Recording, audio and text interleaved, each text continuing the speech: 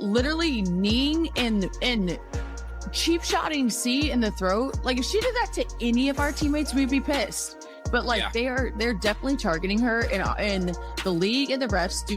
The internet is not a real place. So I think when you treat the internet like a real place, that's when you get everybody like, oh my God. But like, bro, you don't know these people in real life.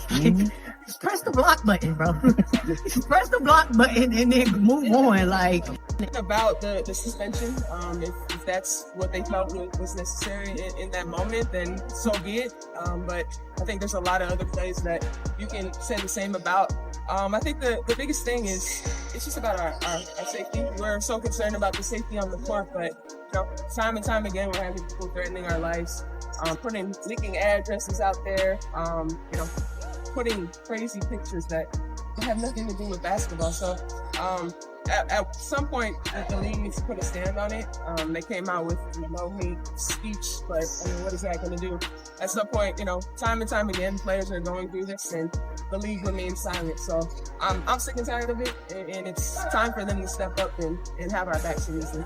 Ladies and gentlemen, what we are witnessing in the WNBA right now is not basketball. It is an absolute disgrace. It is a systematic, orchestrated, and blatant attack on the only player who is actually paying the bills for this entire league, Caitlin Clark. You thought the jealousy was bad before. You thought the cheap shots were just rookies getting initiated. Think again. We have reached a boiling point. The dam has broken. The WNBA is in a full-blown crisis, and the players are finally turning on each other because the front office is too cowardly to step in. The mask is off, and the entire world is finally seeing the dark, toxic underbelly of a league that would rather destroy its golden goose than admit they were wrong. Get ready, because what you are about to hear changes everything you thought you knew about this season. Let's stop pretending, and let's stop gaslighting the millions of new fans who tuned in to watch basketball and instead got a front row seat to a street fight. On June 24th, during the Fever versus Mercury game, we saw one of the most disgusting, intentional, and malicious acts on a basketball court in recent history. Alyssa Thomas didn't just foul Caitlin Clark.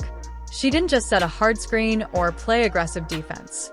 She waited until Clark was on the ground, completely vulnerable, and then intentionally drove a closed fist straight into her throat. But she didn't stop there. She followed it up by kneeing her in the midsection. Two separate calculated acts of violence. Honestly, I didn't even know I was being suspended until 10 minutes before it was put on social media. We still have yet to hear anything from Kathy. It's no surprise. You can see what's being said on social media, and it's unfortunate, but as usual, she remains silent, and that's unfortunate when, our lives are. Where were the referees? Where was the whistle? This is where the story goes from a dirty play to a full-blown conspiracy. Referee Jenna Schroeder was standing less than 10 feet away. She had a completely unobstructed view. No players in the way. No blind spots. The broadcast cameras catch Schroeder staring directly at the impact, directly at the fist making contact with Clark's throat. And what does she do? Absolutely nothing. The WNBA wants you to believe that a professionally trained referee simply missed a closed fist punch in broad daylight. You and I both know the math doesn't add up. It's not incompetence anymore. It is complicity. When we play Indy in the playoffs, same thing, but not to this extent. Our families are being threatened, kids are being threatened, people are sending racial slurs and all types of stuff. And, there's a difference between trolling and there's a difference between hatred. And the hatred that we're experiencing over a play that honestly was a complete accident. No one even knew it happened. It's just unfortunate, but yeah, the league has to do better in this. What does the league do when millions of fans demand accountability? They hand Alyssa Thomas a pathetic, spineless, one-name suspension. 1 game for assault on a basketball court. If this were the NBA, if Draymond Green had done this, he would be sitting out for a month and losing hundreds of thousands of dollars. But in the WNBA, the message is crystal clear. If you want to take out the golden goose, if you want to physically abuse Caitlin Clark, the cost of doing business is just 1 game. It is a massive green light for every enforcer in the league to take their best shot. The WNBA isn't stopping the violence. They are actively subsidizing it. But here is where the plot twists. Here is where the WNBA's narrative crumbles. Entirely. Because it wasn't just fans screaming at their televisions. It wasn't just sports analysts demanding justice. The call came from inside the house. Sophie Cunningham, a veteran player, a teammate of the very people trying to sweep this under the rug, couldn't take it anymore. She stepped up to the microphone, fully aware that she was risking a heavy fine, and she dropped an absolute nuke on the league. She didn't use coded language. She didn't play the PR game. She looked right into the camera and told the world exactly what was going on behind closed doors. Listen to the raw frustration in Cunningham's voice. She said they are literally kneeing and cheeping Caitlyn in the throat. She said if someone did that to one of her teammates, they would be furious. She confirmed what every single one of us has been screaming for months. Caitlin Clark is being specifically targeted, and the referees are deliberately looking the other way. This isn't just an irritation for Sophie. This is a damning indictment of the entire officiating structure of the WNBA. When a player breaks the locker room code to defend an opposing star, you know the corruption has reached unprecedented and dangerous levels. Now, you would think that after being caught on high-defin camera throwing a punch to the windpipe, Alyssa Thomas would show a shred of remorse. You would think she would issue an apology, keep her head down, and take her slap on the wrist, like a professional.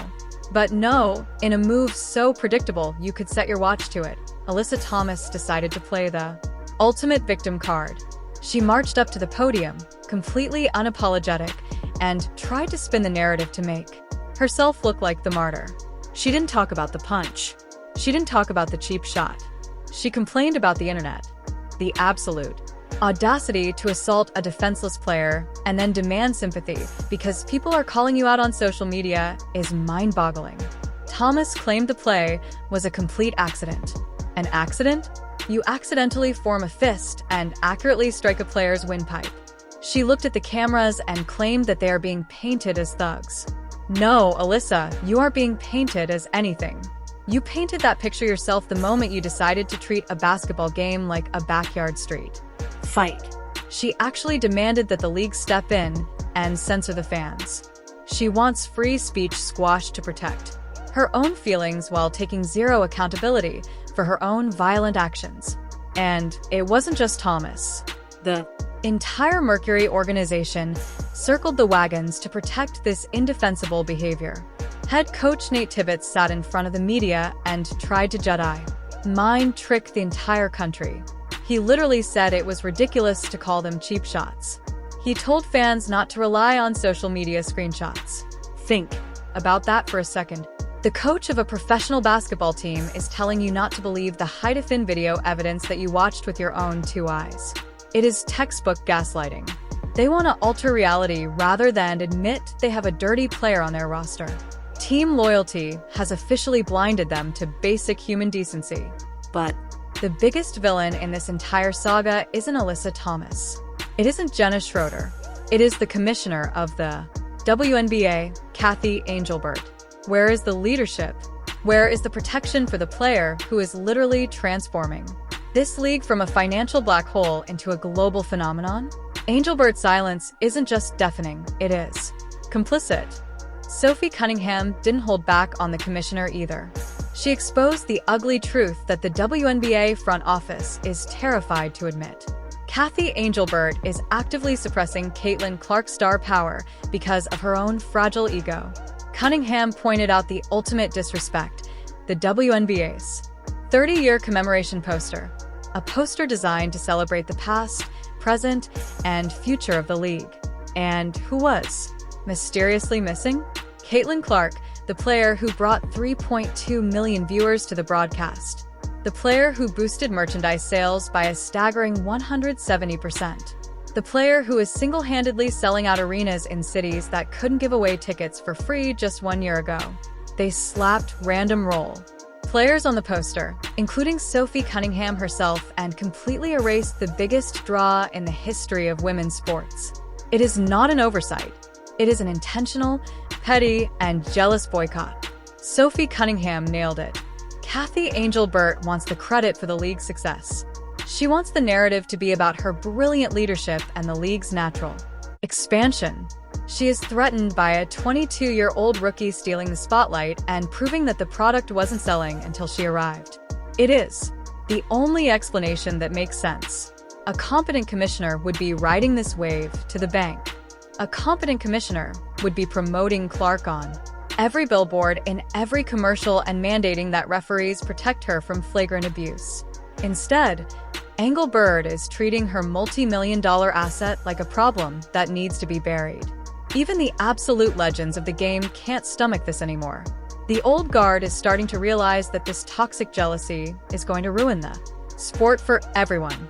Lisa Leslie, a 3-time MVP, 4-time Olympic gold medalist, an absolute icon of the game, finally broke her silence. They are watching the commissioner erase her from promotional materials. Why would any generational talent want to enter a league that refuses to protect its stars? Why would they risk their careers, their health, and their personal brands to play in an organization that actively rewards violence and penalizes greatness? The time for excuses is officially over. A 1-game suspension is a slap in the face to every fan who bought a ticket or tuned in on television. It is an insult to the integrity of the sport. Alyssa Thomas should have been handed a 5-game minimum suspension, accompanied by a very public statement from Kathy Angelbert drawing a hard, unforgiving line in the sand. But they didn't. And because they didn't, the WNBA remains a league run by petty jealousy, incompetent referees, and cowardly leadership. Caitlin Clark doesn't need to change her game. Sophie Cunningham doesn't need to apologize for telling the truth. The WNBA needs to wake up before they destroy the greatest gift they have ever been given. If you are sick and tired of watching Caitlin Clark get abused while the league plays dumb, hit that like button, subscribe to the channel, and let your voice be heard in the comments right now. Do you think Alyssa Thomas should have been banned for the rest of the season? Do you think Kathy Angelbert needs to resign from her position as commissioner? Sound off below. We won't be silenced, and we won't stop calling out the corruption. Keep your eyes open, because the truth is always hiding in plain sight. Until next time, stay sharp, stay loud, and we will see you in the next